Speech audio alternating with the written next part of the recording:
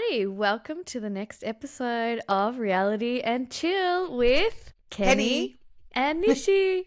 Woohoo!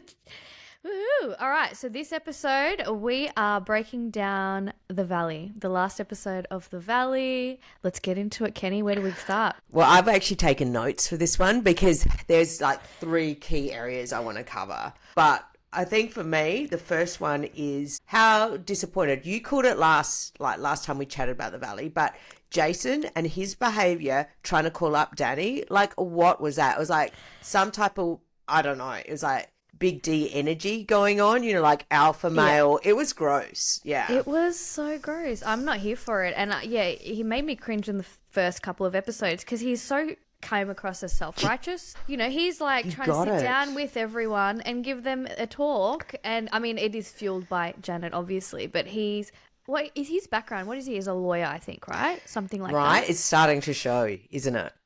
Yeah, it is starting to show. And one of the first scenes, you're right, was him and Luke sitting down, and he came prepared, right? He was briefed when he came to speak to Danny, and Danny I call him Jaset. When he's possessed like that, because he's no longer Jason, he's possessed. You know, the power of Janet is within me. The power of Janet is with me. He needs, it's not pretty. And I call him Jaset when he's like that. He's no longer Jason. He's come in primed, and he's like literally, you know, he's a puppet, and he's a Jaset puppet. Yeah, it's really gross to watch. It is so gross. The face is Jason, but yeah, he is being told. It is so gross to watch. And I felt so sorry for Danny. I love that you love Danny and Nia, because so do I. They're so sweet, and they are just being torn down. And what is going on here? Like, so he comes in and go on. Yeah, no. I love that you say that, because we see this across different franchises. It's honestly, it's a jealousy thing that people don't like the naturally popular people. And it really is showing, I think, a broader thing in humanity, and this tall poppy syndrome, and exactly, like jealousy and something else that's going on here. But Danny and Nia, and it just goes to show like that they're such lovely, gorgeous people, but they need to also learn how to not let this impact them. And I think they're so strong together, but I hate seeing it impact them in any way. I think with Nia, she's somebody that can get a little depressed. She's had postmortem. Postpartum. We know what you mean. But you know what I mean? Whereas Danny, I saw how he managed it this episode. He's a strong man. Wow. I have a lot of respect for him. So do I. Like, first of all, I like that he stood up to Jason. So Jason's just like reeling off all of these things, you know. First of all, you know, you had that incident with Jasmine, and he's trying to protect Jasmine. Jason is trying to protect Jasmine. It's like, guys, we've heard about it. Why are we bringing this up again? Yeah. Then he had to bring up that whole thing about having the swig in the pantry again. What did he say exactly? It was something like chugging a bottle of tequila. I think that's what he said. Chugging a bottle of tequila. Like. And Danny, that's when he crossed the line, and Danny was like, hold on a minute, I was not chugging, I took a swig. And he's like, oh yeah, you're right, it's a swig. It's like two different things, mate. Do not put that out there, that chugging a bottle of tequila is very different from a swig. But Jaset did double down, because I literally wrote down what he said in response. Jaset then goes, but yeah, the fact that you closed the door, I believe there's something bigger going on. Like, yeah, and you made Janet feel uncomfortable, which is obviously what Janet has said. Oh, it's so uncomfortable being around that. It is so mean-spirited, and it's such a nothing burger. Like everybody was drunk there. So yeah. I just, there's just no reasoning for this argument whatsoever. There's nothing there. And the fact that they're just going to create something out of nothing to tear down the most gorgeous humans on planet Earth, perhaps. Like, they're just such a lovely couple with their beautiful children trying to get through life with 3 under 2, you know? They should be...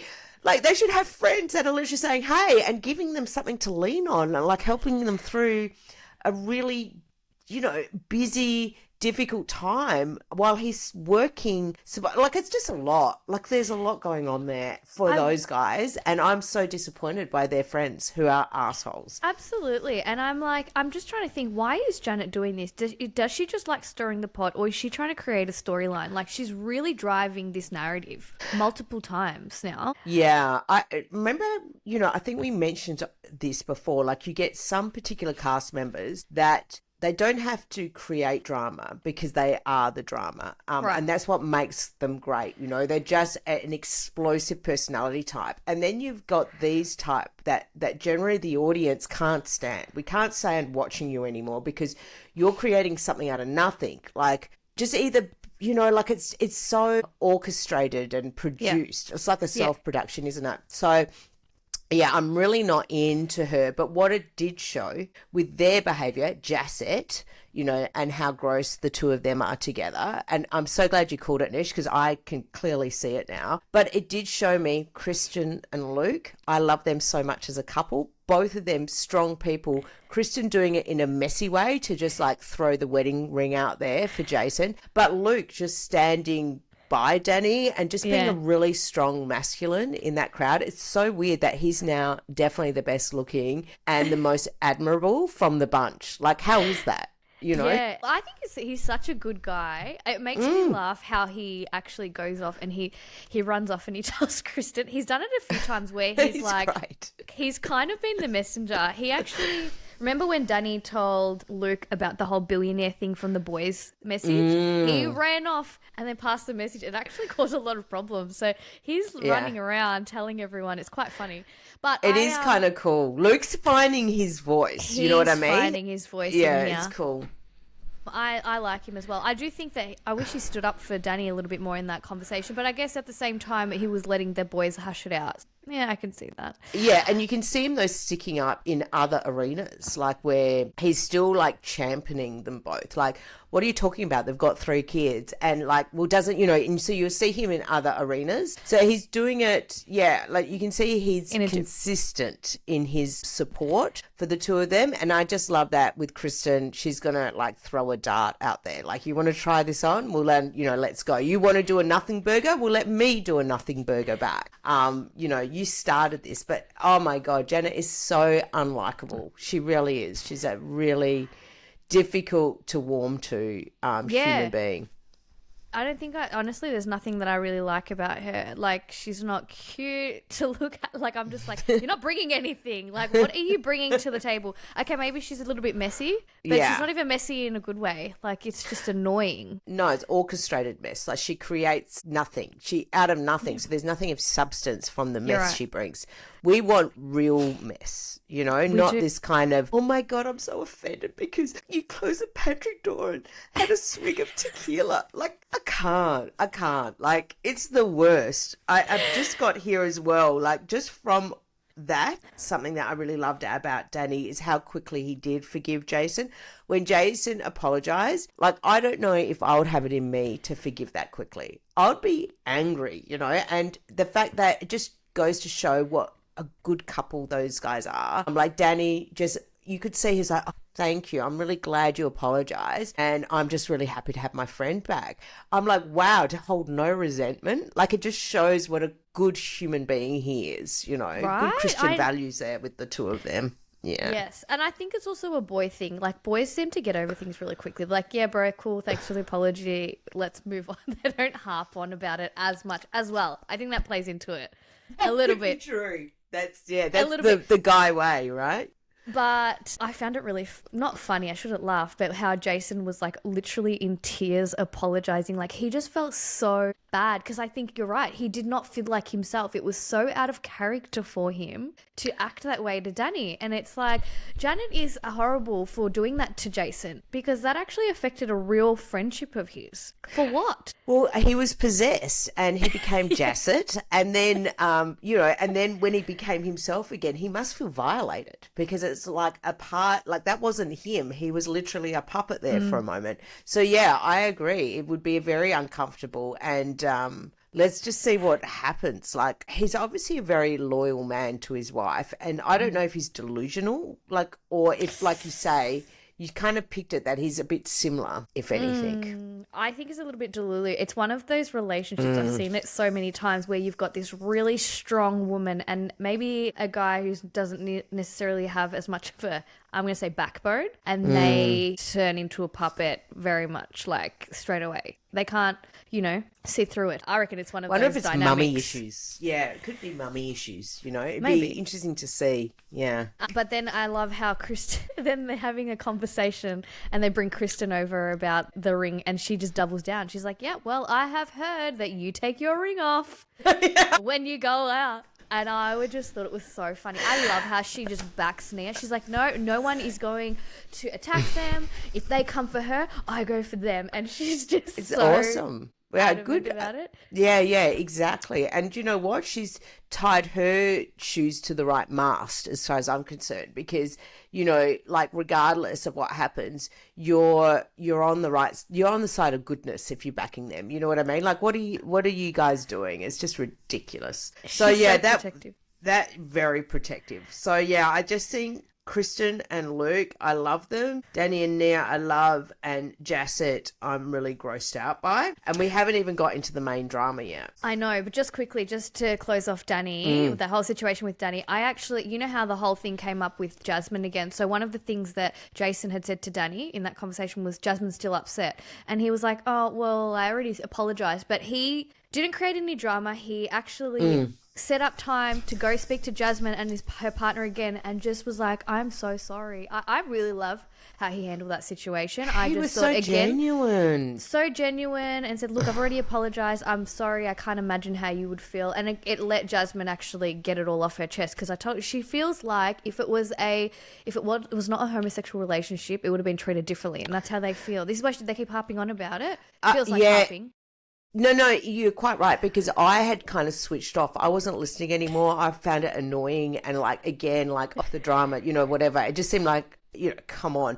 But by Danny giving Jasmine and Jasmine's girlfriend more time, and showing his own empathy, I learned a lot of my own prejudgment about shutting something down, and then I could actually see their point of view this time round. So I didn't get it initially, but this particular time that Danny gave them more airspace to really open up and just listened, I kind of got on board with what they were trying to say. So yeah, there was a bit of a shift for me with that as well. That's nice. So last episode about the Valley, you said, get out, Jasmine. We don't want you anymore. Do you still feel the same way? So that's it. Do you still feel the same? Kind of. But I have more empathy for her and her girlfriend. But the truth is, I don't want people that are easily offended. I just, it's annoying for me. I can hear them and I understand that it's real for them, but I want somebody that actually is less likely to be easily offended in reality TV, right? Because you kind of want, you don't want it's because I want something where a lot more can play out before you get a reaction. Otherwise, you're just going to be reacting all the time over nothing. And I want somebody that's got a little bit more resilience, a little less, because then it's going to be more fun to watch, maybe they're not suited to reality TV. I hear you. Let's see. This will be a test, right? With one warning, let's see if she's really offended. Let's see if she can go through without continuously getting offended. Right. Good point. Yeah, really good point. So, you need a little bit of a thicker skin. And, you do. Or if there's things you're going to be offended about, make it something unique. Don't make it a script that is like, oh, you could have just picked it up and gone, oh, this is how to behave in LA. Tick, tick, tick, tick, Right. These are all the things that are offensive. It's like a, pre-packaged deal of how to be offended and how to behave. I want something more unique and real, Yeah, I hear you. But I hear what you're saying. It was unique. It was real for them. It's just like...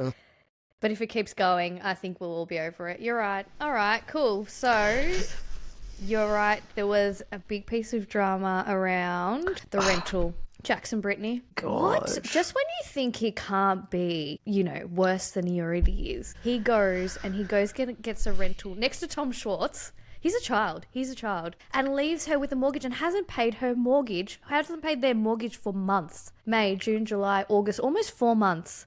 They have a child. What the heck? The thing is, he has shown who he is since season 1. I know I've said this about that. I know, True. and I'm not going to repeat exactly what I said before, but this is who he is. He is the worst type of human. So he's a complete narcissist. I think he's definitely a sociopath. You know, like the fact that he let his son that was recently diagnosed with autism, requiring like consistent like environments and Structure. yeah, that's right. That's for children with autism, it's kind of well known that you want to keep things in a safe zone for them. So on so many levels, he hasn't made it safe for his son or for his, you know, soon to be ex-wife. But, you know, let's just focus on the son for a moment. Like kicking out a recently diagnosed autistic son when you're behaving like you are and you're trying to make it out like it wasn't a choice, like she left you with it. He should have left. And now to just keep on doubling down and doubling down and doubling down. And now to get to this point where he just hasn't paid that mortgage whilst yelling at her about the bills. Remember that? Like, you don't even, all of that stuff. Meanwhile, she was paying the bills for the house and stuff. And also paying. Again, it just makes me angry with her as well that she hasn't done something about this sooner. Yeah. Because it's like, Brittany, this is the dick you married. Like he has, this is exactly who he is. And you're quite right, living next to Schwartz, it's just, that's what he wanted all along, right? He just wants to be back with the boys. He doesn't want to actually be a father with responsibilities and, you know, a good husband. He's not up for that. He wants to be a perpetual child. It is horrible. And I'm just like, I feel so sorry for that child. Like, how can you just uproot them? You're so right. When, you know, a child has autism, they need the structure, they need consistency, they need a safe space. Chaos sends them into a spiral. It's so unhealthy. It's really upsetting. I even think, actually, like bringing up Brittany, like I don't like how Brittany was telling you know, Kristen and everyone, and Cruz is just in the background and she's just yelling and talking about Jax. I don't even like that. You could see him playing and I'm like, they need to separate the two. Like, it's, guys, focus on this child and creating a safe environment for him, even if it's just a small environment, you know, a safe space. It's on both ends, but yeah, Jax has obviously caused it and I can't believe it. It's crazy. Because, yeah, anyway. Brittany is gross. She grosses me out now. I'm over Brittany. But because the whole thing grosses me out, right? Because Jax is such a dick. Obviously I have empathy for Brittany, but I'm so disappointed. Like, exactly. Just even now, like I said, every time she answers her phone, anytime she puts any energy into this, anytime she's not putting her son just as the first priority and just leaving that behind, whatever the cost. Like, it's too late. You've made your bed. It's not about you. It's not about you being right. It's not about you looking good anymore in terms of like, I want people to know that no. It's about you getting as far away from him as possible and protecting your son. And yeah, until I see her behaving in that way, I'm just a bit over her. Like, yeah, she's feeding the beast by responding to the messages, feeding into all of the drama. It's like, cut ties, create really solid boundaries, create your home as a safe space for this child. Like, it's all chaos. I'm just like, wow. Yeah. And seeing how she turned on Danny, and you know, again, it's just like, what are you doing? You're creating more. Like, you've got bigger fish on your plate than to sit there being pissed off because Danny's gone to sleep and had a couple of drinks. Probably less than you, actually, Brittany. You know, like, what an idiot. Anyway, yeah. So I'm really off her. No, I agree with you. Let's see how it plays out. I mean, I really hope this is the final straw and they don't get back together, because I don't know. You just never know. But yeah, it's horrible. Okay, what else? Lala comes back in that party, in Brittany's party. I just don't understand why people are so anti Lala and Sheana. I really loved having Lala and Sheana back on. What was really hilarious is Jesse thinking he could have a normal conversation with Lala, like really trying to goad him not taking the bait at all, him just like acting really but Lala really going for a bit of a scene there. And then what the funniest thing for me was Sheena like just lurking in the background, right? Not sure how she could get in on some action, and they're just sort of rocking up next to them in this awkward way. And I was just like, this is what I'm looking for. This type of stuff entertains me. Like, really basic stuff like that. Just the whole thing was hilarious. And I want to get it back to that lightness, you know? Somebody trying to goad somebody, that's not working. Somebody wanting to be in the scene. And so you can sort of see the underlying behaviors of it all. And I'm like, oh, thank God. That was like the kind of relief I needed from some really heavy, dark stuff. It was just like, yeah, this is hilarious. I'm so glad that they're back in the zone, you know? It's the missing link, isn't it? Like Lala, Sheena, and then in the mix with Kristen, it's actually a perfect trio. Yeah, if you think about it. Because the other ones are newbies, so I feel like they don't know the ropes as much. So you need a bit of this mix through it. Yeah. But yeah, she really, I forget how Lala can be so brutal. She really went in for Jessie. She doesn't hesitate. It's not like, it's just Lala, you know, like she doesn't smoke. She doesn't blow smoke up people's butts, you know. She's pretty consistent in how she travels. She's very quick to judge. But you know, I kind of like that about her. Yeah. I love that about her. And then she's got this big belly as well, and she's just like owning it. She's gorgeous. No, so I love that. And even Brock's back. Well, love hearing his Aussie accent amongst it all. Yeah, that's funny. True. Can you pass me a beer? He was funny. Yeah. Just chuck it. Yeah. What else is that? I don't even know what else happened in that. I feel like that was it. That was all my notes for this episode of The Valley. But yeah, a lot went down. And it was one of my favourite episodes, to tell the truth, just because, yeah, the re-entry of the girls. And yeah, just to see a little bit of dynamics there. I think the episode before was really boring when they were just sitting around the table having dinner. This episode was a little bit more dynamic, a little bit more hope for The Valley now. Yeah. Let's keep watching. All right. Well, let's wrap up the episode there for The Valley. What a fun recap. And we will see you guys soon. Bye. Bye.